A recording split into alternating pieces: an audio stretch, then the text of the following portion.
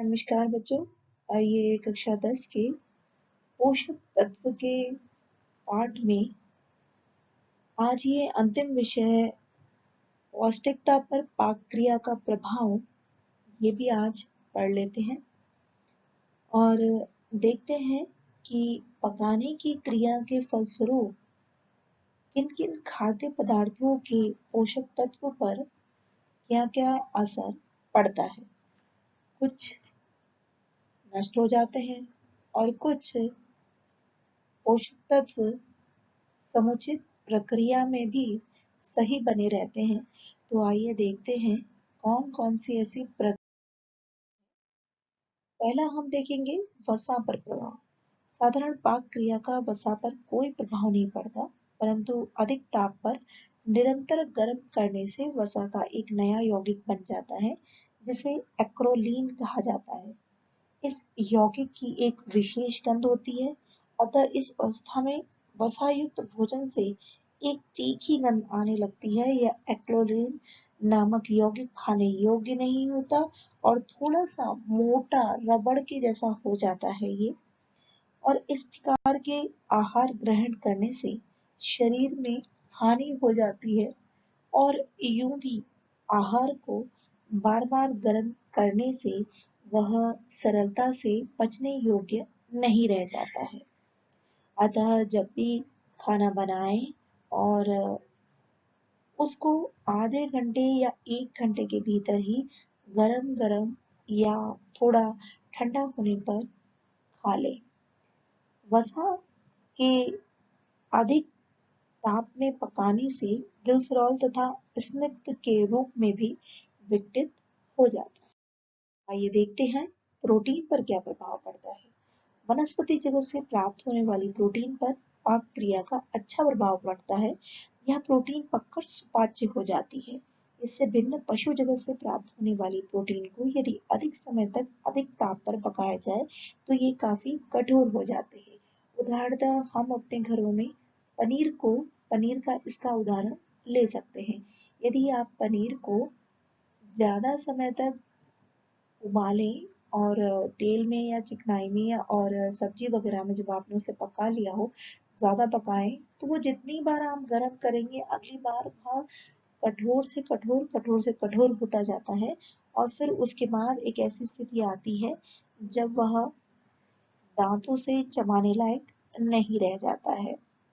मांस मछली पर भी इसका प्रभाव होता है। इससे भिन्न यदि प्रोटीन युक्त पदार्थों को जल के माध्यम से पकाया जाए अर्थात उबाला जाए तो कुछ अंशों में प्रोटीन क्या होती है, नष्ट हो जाती है।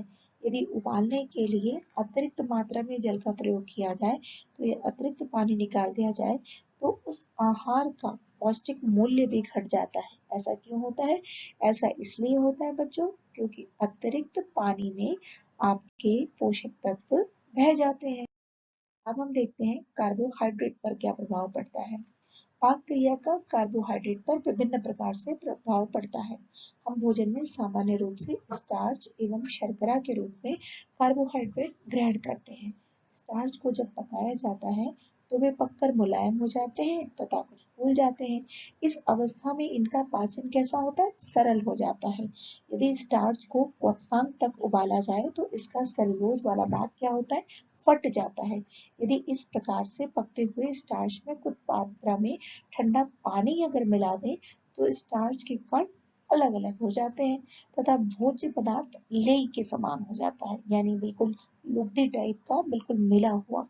इससे भिन्न यदि स्टार्च को जल रहित ही शुष्क विधि से पकाया जाए तो स्टार्च का रंग हल्का बादामी हो जाता है। यदि कुछ अधिक ताप पर स्टार्च को गर्म किया जाए तो उसका रंग काला पड़ जाता है। ताप पाकर यह स्टार्च डेक्स्ट्रीन का रूप ग्रहण कर लेता है। इस रूप में स्टार्च अधिक सुपाच्य हो जाता है। इसी प्रकार यदि शर्करा को शुष्क अवस्था में गर्म किया जाए तो उसका रंग भूरा हो जाता है, परंतु यदि शर्करा को जल के साथ गर्म किया जाए तो क्योंकि वह घुलनशील है इसलिए जल में घुल जाती है और एक शरबत का रूप धारण कर लेती है। आइए देखते हैं खनिज लवण पर क्या प्रभाव पड़ता है। और क्रिया का खनिज लवण पर भी प्रतिकूल प्रभाव पड़ता है बच्चों। जब विभिन्न खाद्य सामग्रियों को जल के साथ पकाया जाता है तो विभिन्न खनिज लवण जल में आ जाते हैं। इस यदि अवस्था में यदि पकी हुई खाद्य सामग्री में से अतिरिक्त पानी बहा दिया जाए तो किसी भी अन्य पोषक तत्वों की तरह खनिज लवण भी उस पानी के साथ ही बहकर नष्ट हो जाते हैं। तो इस बात का अति आवश्यक किसी भी पोषक तत्व में ध्यान रखने वाली बात है कि जब भी आप जल लें तो अतिरिक्त जल को न फेंकें। और इसी तरह सब्जियों के काटने और छीलने में भी ध्यान रखेंगे कि पूर्व में ही सब्जियों को धो लिया जाए, उसके बाद काटा और छीला जाए। अगर हम बाद में इसको धोते हैं काटने और छीलने के बाद तो उसी तरह की बात आ जाती है जिस तरह से अतिरिक्त पानी हम बहा देते हैं और उसमें खनिज लवणों के साथ साथ अन्य पोषक तत्व भी क्या होते हैं, बह जाते हैं। तो इस प्रकार जब वो पोषक तत्व ही चले जाएंगे तो उस आहार का पोषक मूल्य घट जाता है। अच्छा, अब हम आगे चल और देखते हैं विटामिनों पर क्या प्रभाव पड़ता है। पाक क्रिया का प्रभाव भिन्न भिन्न विटामिनों पर भिन्न भिन्न प्रकार से पड़ता है। कुछ विटामिन ऐसे होते हैं जिन पर ताप का कोई प्रभाव ही नहीं पड़ता, जैसे विटामिन डी, वो तो हमें सूर्य के प्रकाश से मिलता है। इस पर प्रकाश एवं ताप का कोई प्रभाव नहीं पड़ता और न ही पाक क्रिया में यह विटामिन नष्ट ही होता है। इसी प्रकार विटामिन ए तथा डी क्योंकि जल में नहीं घुलते अतः उबालने से विटामिन नष्ट नहीं हुआ करते। इससे स्पष्ट है कि इन विटामिनों पर पाक क्रिया का कोई भी प्रभाव नहीं पड़ता। पाक क्रिया अर्थात बच्चों पकाने से, अगर हम कोई भी चीज पका रहे हैं, कुकिंग कर रहे हैं, तो उस पर विटामिन ए और डी का कोई प्रभाव नहीं पड़ेगा। ठीक है। जब हम लेकिन क्योंकि वसा में घुलनशील है इसलिए जब हम मक्खन या क्रीम को गर्म कर रहे हैं तो इसमें जो निहित विटामिन ए है उसकी क्या होगी, पर्याप्त मात्रा नष्ट हो जाएगी। इससे मक्खन में घी की अपेक्षा अधिक विटामिन ए होता है। विटामिन बी पर भी पाक क्रिया का प्रतिकूल प्रभाव पड़ता है। यह विटामिन जल में घुलनशील है इसलिए ताप से आसानी से नष्ट हो जाती है। अतः विटामिन बी युक्त खाद्य पदार्थ को पकाने से इस विटामिन की काफी मात्रा नष्ट हो जाती है। इसी प्रकार संरक्षण की प्रक्रिया से भी सामान्य रूप से फलों का विटामिन बी काफी नष्ट हो जाता है। यदि किसी आहार में बेकिंग पाउडर या खमीर का प्रयोग करते हैं आप तो भी विटामिन बी की कुछ मात्रा अवश्य नष्ट होती है। विटामिन सी पर पाक क्रिया का पकाने का प्रतिकूल प्रभाव पड़ता है। ये भी अधिक ताप पर अधिक समय तक नहीं उबल सकते, नहीं उबालना चाहिए।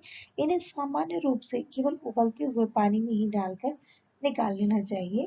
वैसे विटामिन सी युक्त फलों एवं सब्जियों को बिना पकाकर ही ग्रहण करना उचित होता है।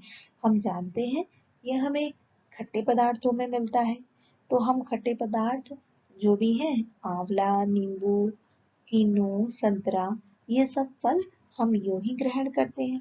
बाकी और जो चीजें हैं उसे भी हम बिना ताप में पकाए ग्रहण कर सकते हैं तो हमें करना चाहिए। विटामिन सी युक्त खाद्य पदार्थों को ना तो अधिक समय तक जल में भिगो कर रखना चाहिए, ना ही अधिक धोना चाहिए। इससे विटामिन सी की कुछ मात्रा नष्ट हो जाती है। तो बच्चों, इस प्रकार ये आपका पोषक तत्व पाठ यहीं पर होता है। बताइएगा आपको ये पाठ कैसा लगा। मेरे YouTube चैनल को आप लाइक करें, सब्सक्राइब करें और शेयर भी कर दें। धन्यवाद।